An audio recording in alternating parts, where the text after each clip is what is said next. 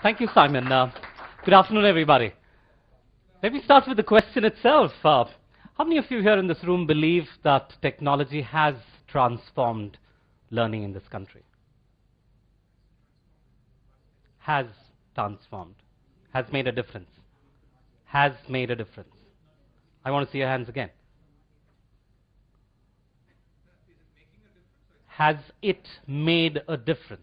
That's the question. Oh, I'm sorry, I'm reading what. Can you just have this one question up there as well?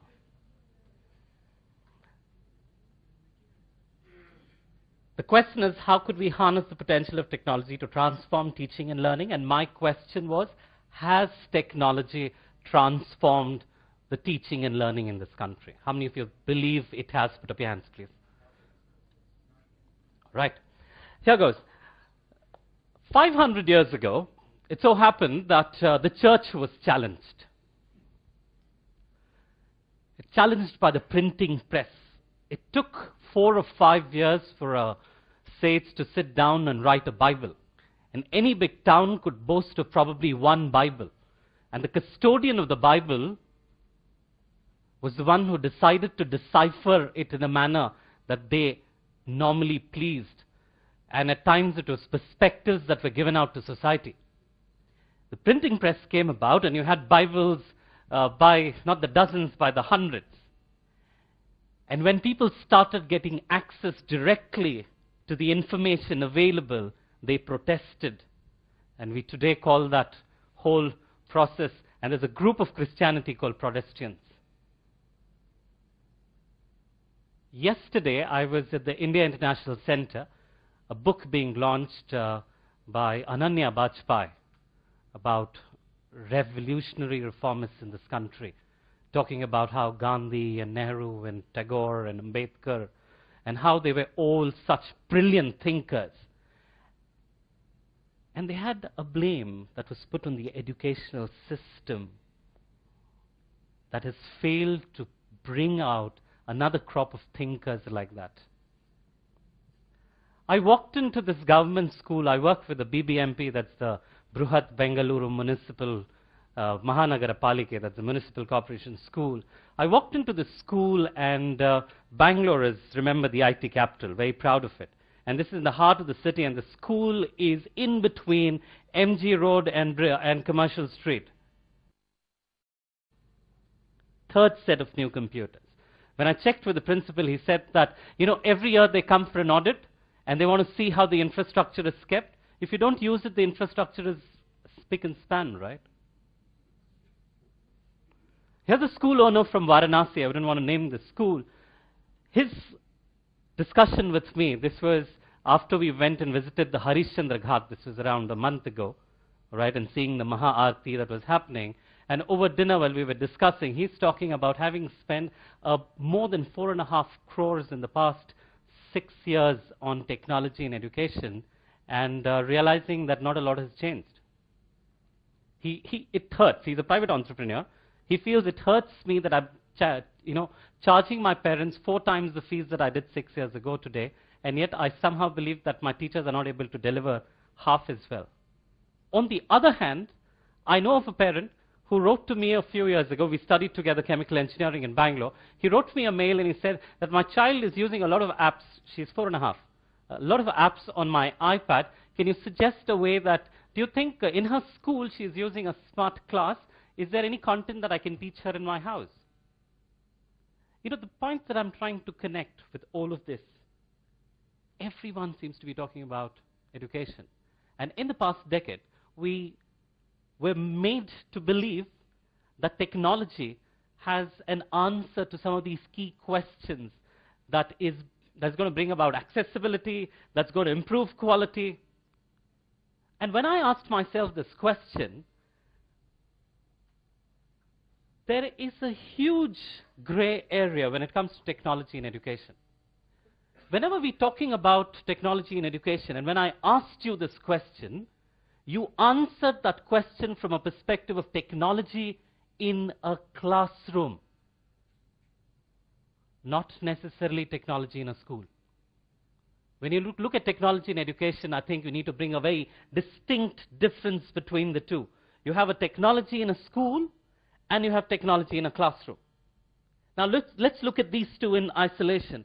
Technology in a school can be very, very empowering.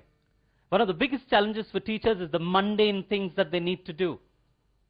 Right from, tabulating results, attendance, all those kind of things. Or you have fee collections to scheduling the timetables to, finances to administration. Technology can do a phenomenally beautiful job there. It can really free up a lot of time for people in the space of education, right? And on the other hand, if you look at it from some time back, I think Bindu was talking about how social interactions can come in between teachers and communities, right? It's happening already. But the interesting thing that I notice, in this country, I'm mentoring myself to technology companies who have school information management systems. I can list out over 100 companies that are providing different solutions. Every school has got a customized solution for itself to handle administrative issues. And I find that ridiculously funny. Because the amount of time, energy, and efforts that's going in to create student school information management systems is tremendous. And yet the results are not there to be seen because everyone's reinventing the wheel for themselves.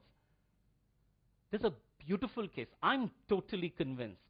If the railway reservations in this country can change, if my gas, the one that I get, the gas in my house is all computerized, my electricity bill in Karnataka department is computerized. When I get stopped by a cop on the streets in Bangalore, he picks out his BlackBerry and prints out a very small little slip and gives it to me. And the other day he told me, "Sir, you have another 100 rupees due because your car has crossed a red line 3 months ago on that particular signal."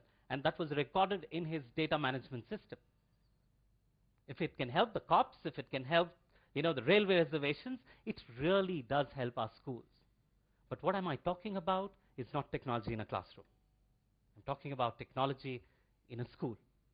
And I think adapting that, because it's a tool that's available, comes across as very common, common sense to me at this point of time. But the challenge was invariably every school put the cart before the donkey. That's what they did. They started with technology in the classroom first, instead of having technology in the school. There's another very interesting one. This was at the peak of the corruption debate that we were having in this country. And, I'm always fascinated by people from Bangalore just because of the way they think. And Nandan Nilekini was being interviewed. And a question that was thrown to him, this was walk the talk, a question that was thrown to him was, how would you solve the corruption issue in our country? Right? And he was heading the UID project, and he's heading the UID project. And among a lot of things he said, obviously he was saying that it cannot be a one legislation process that solves corruption. There's several ones. He interestingly pointed out the usage of technology. If technology can be brought in this country and used effectively to make information accessible, to make processes simpler for people, you can, to a great extent, reduce corruption. Right? My mother tells me how difficult it was for her to get she's originally from Hyderabad, for her to get a railway reservation to go to Hyderabad. You couldn't go and stand in a line and get it. But you know how we do that now, right? You just go online, print it out, and she's got it. Voila. So the case that I'm trying to build is one, when you talk about technology, if you can differentiate the two. And the Nandan Nilekini example was it brings in a lot of transparency. One of the challenges of government schools in this country is transparency. I'm not going to use the word corruption there, right? It's a question of transparency. If we could use technology, instead of providing government schools with LCD projectors and content and large screens, interactive whiteboards, if we had given them simple management system that manages the staffing, the attendance of teachers, for example, you had to come and give your fingerprints. That's what we have in our office as well, the simple ones. So now let's move on to the other space. When we look at technology in the classroom, and that's where most of our disillusion comes in. Whenever I make a presentation, I have somebody in my office who puts together a few slides. I make it a point that I go through that presentation, change the slides, change the words, Even for a small 5-slide presentation, I want my own individuality. Imagine a teacher who walks into a class and she's been told, lesson 1, for the first 5 minutes show this video, and for the next 7 minutes ask these 3 questions. It's very stifling for a teacher, extremely stifling. And the single biggest reason why technology has not been successful in schools in India, you think? No, it's across the globe. Wherever it was tried in this particular format, was the teacher threw this out. And here's the management trying to tell them, listen, I'm trying to make your life easier. We're trying to improve the quality of the education, and here's a teacher who's got that resistance.